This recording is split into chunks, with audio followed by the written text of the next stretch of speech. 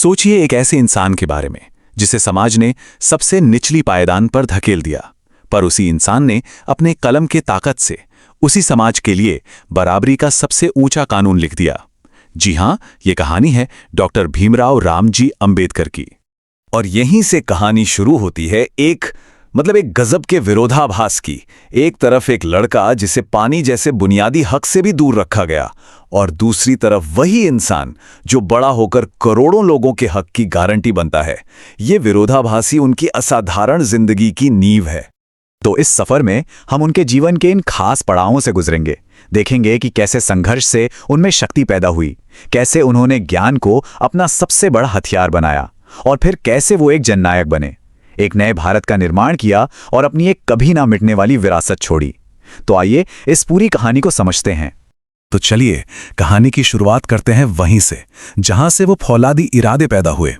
ये समझने के लिए कि वो विरोधाभास कैसे बना, हमें उनके बचपन के संघर्षों को देखना होगा। तारीख थी 14 अप्रैल 1891। अंबेडकर का जन्म महार जाति में हुआ, एक ऐसा समुदाय जिसे उस वक्त अछूत माना जाता था। यानी उनका जीवन जन्म से ही एक संघर्ष था।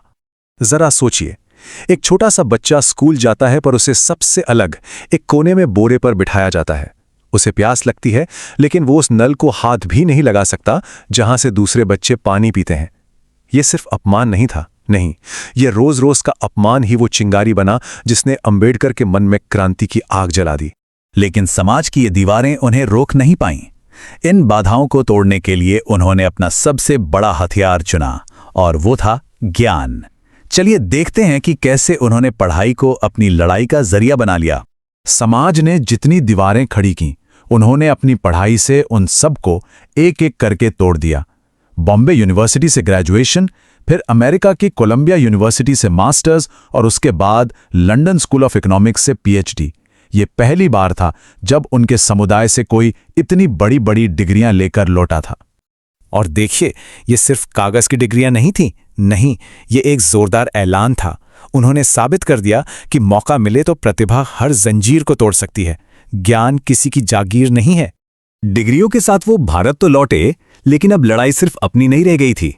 अब ये लड़ाई अपने जैसे करोड़ों लोगों के हक की थी। और यहीं से एक विद्वान एक योद्धा में बदल गया। हाँ, तो अंबेडकर सिर्फ किताबों वाले विद्वान नहीं थे, वो जमीन पर उतरकर लड़ने वाले लीडर थे। 1927 का महार सत्याग्रह सिर्फ पानी के लिए नहीं, बल्कि इंसानी आत्मसम्मान की लड़ाई थी। फिर कालाराम मंदिर में प्रवेश का आंदोलन, ये एक सीधा ऐलान था कि भगवान पर किसी एक जाति का हक नहीं हो सकता। और इस पूरे संघर्ष का, इस पूरी लड़ाई का एक मूल मंत्र था, एक बहुत ही पावरफुल नारा: शिक्षित बनो, संगठित रहो और संघर्ष करो। उनका मानना था कि असली बदलाव इन्हीं 3 चीजों से आएगा: शिक्षा जो दिमाग को आजाद करती है, संगठन जो ताकत देता है, और संघर्ष जो अपना हक हासिल करवाता है। और अब कहानी उस मोड़ पर पहुंचती है जहां एक इंसान का संघर्ष पूरे देश का भविष्य लिखने वाला था। यह था भारत के संविधान निर्माता के रूप में उनका सबसे बड़ा योगदान। 1947 में भारत आजाद हुआ, और जरा विडंबना देखिए, जिस इंसान ने जिंदगी भर भेदभाव वाले कानूनों का जहर पिया, आजाद भारत ने उसी के हाथों में अपना मुकद्दर लिखने की जिम्मेदारी सौंप दी। उन्हें देश का पहला कानून मंत्री और संविधान की ड्राफ्टिंग कमेटी का चेयरमैन बनाया गया। और उन्होंने इस जिम्मेदारी को क्या खूब निभाया। उन्होंने संविधान में वो सिद्धांत डाले जिन्होंने सदियों की नाइंसाफी की जड़ों पर सीधा वार किया।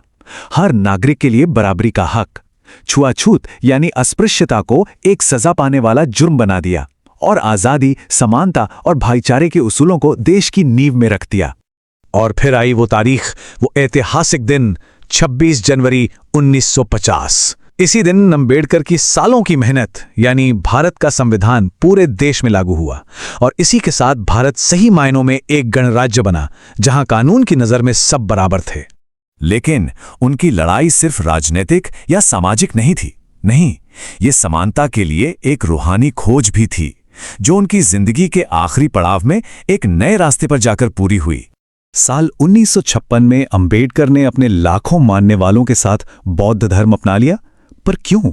ये सिर्फ एक धर्म बदलना नहीं था, ये असल में हिंदू धर्म की जाति व्यवस्था का एक मुकम्मल इनकार था। उन्होंने बौद्ध धर्म को इसलिए चुना क्योंकि इसकी बुनियाद ही समानता, करुणा और भाईचारे पर टिकी है।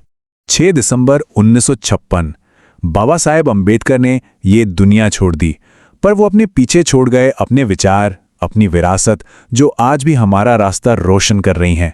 उनका संदेश सिर्फ संविधान की किताबों तक ही सीमित नहीं है, ये आज भी उतना ही जरूरी है। और आखिर में एक सवाल, उनका वो नारा शिक्षित बनो, संगठित रहो, संघर्ष करो, ये शब्द 20वीं सदी में कहे गए थे, पर आज भी दुनिया के किसी भी कोने में जब इंसाफ की आवाज उठती है तो ये शब्द क्यों गूंजते हैं?